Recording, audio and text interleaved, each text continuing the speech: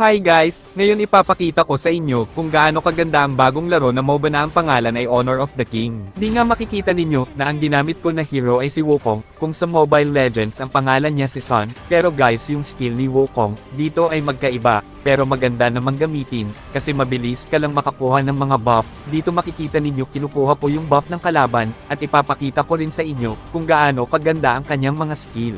Tignan ninyo guys kung gaano kaganda ang kanyang skill, at nakakuha tayo ng kill dito.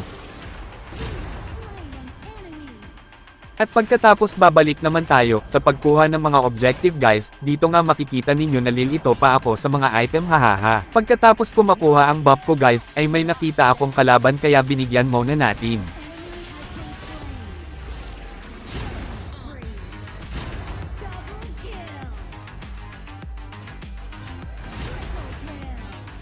Pagkatapos kinuha ko na agad yung buff, at yung lord na may biguti hahaha, pero guys hindi ko alam kung anong tawag dyan. At may nakita na naman ako dito guys, kaya binigyan natin.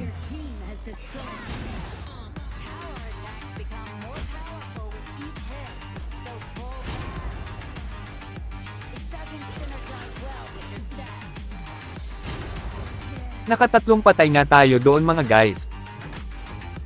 At na may nakita nga ako dito na kumukuha ng Lord, kaya binigyan natin at kinuha din natin yung Lord. Guys, paki-comment sa baba kung ano ang tawag dito.